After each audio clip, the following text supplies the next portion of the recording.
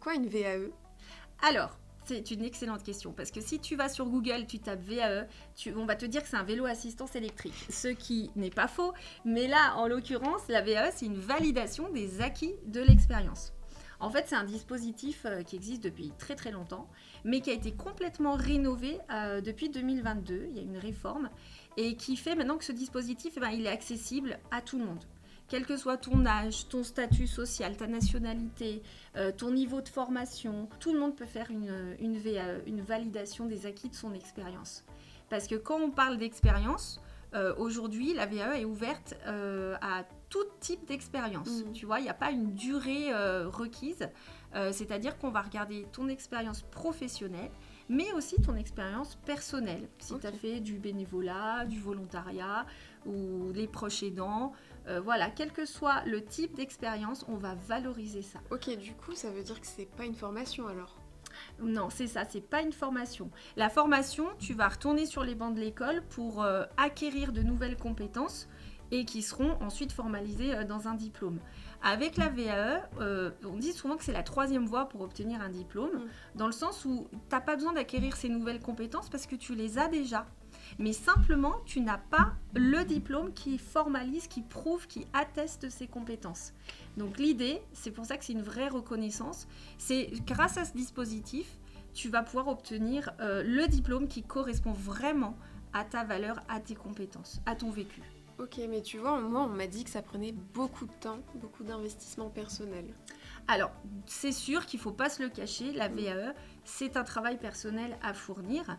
Après, l'avantage, c'est que contrairement à une formation, on est sur un socle fixe, la rentrée, voilà, on suit, on arrête un petit peu tout pour suivre la formation.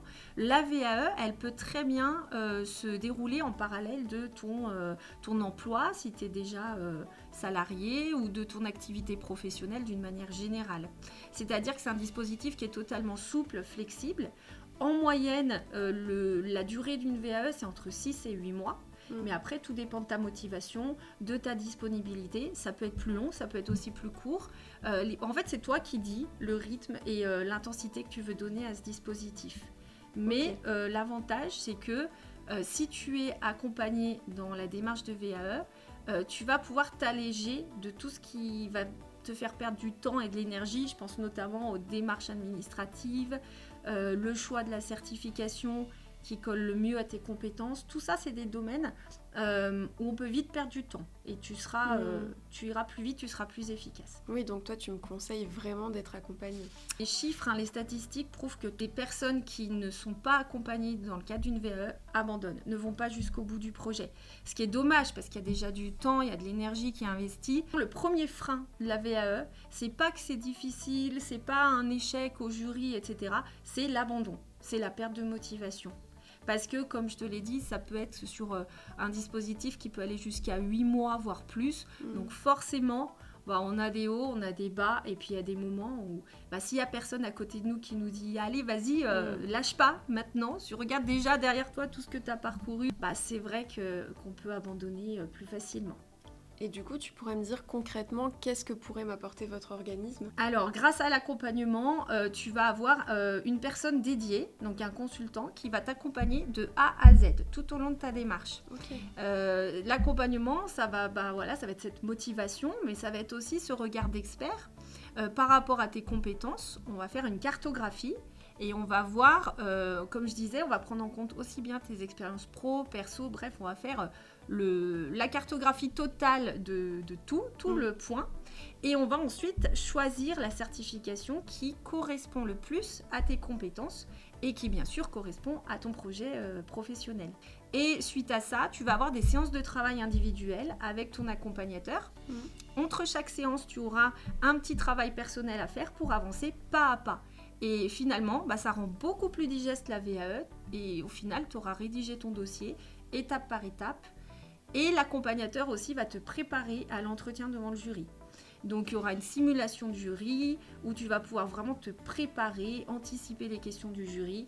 Bref, tu mets toutes tes chances de ton côté. J'aimerais savoir, tu vois, par exemple, j'ai fait la VAE. Qu'est-ce que ça change pour moi concrètement dans mon avenir professionnel ? une fois que j'entre sur le marché du Et oui. travail? C'est une excellente question. Bah là encore, les statistiques prouvent qu'il y a une vraie valeur ajoutée. Après, tout dépend de ton projet professionnel. Par exemple, tu peux négocier une évolution de salaire suite à la VAE, vu que grâce à la VAE, tu as validé un diplôme supérieur. Oui. Tu peux évoluer professionnellement aussi dans ta structure parce que tu peux atteindre des postes de responsabilité supérieure. Peut-être que jusqu'à présent tu n'avais pas accès parce que tu étais bloqué à cause d'un diplôme, donc tu peux évoluer professionnellement. Si tu es dans une démarche de recherche d'emploi ou de changement, bah, ça va booster ton employabilité aussi. Les recruteurs apprécient beaucoup le dispositif de la VAE parce que en phase 2, ça montre une personne qui est tenace, qui a réussi à faire une démarche par elle-même, et ça c'est hyper valorisant en termes de soft skills devant un recruteur. Ça permet aussi d'avoir une reconnaissance. Beaucoup de personnes n'ont peut-être pas eu la chance de faire des études supérieures, peut-être parce qu'il y a des freins financiers ou peut-être des freins familiaux, où on a souvent, nous les femmes notamment, peut-être qu'on a dû mettre de côté notre carrière pour des raisons familiales ou personnelles. Bref, dans toutes ces situations-là, c'est une vraie reconnaissance parce que les compétences, elles sont quand même là. Le parcours, il est quand même là, il est quand même réel. Donc, on valide quelque chose qui a été fait à la sueur de notre front. On le valide et ça, c'est une vraie satisfaction. Une reconnaissance de notre entourage, mais aussi de nous-mêmes. Ça renforce notre confiance en soi et on se sent beaucoup plus armé pour la suite de notre parcours professionnel. Trop bien, merci Déborah. Quand est-ce qu'on commence? Eh quand tu veux, Alison.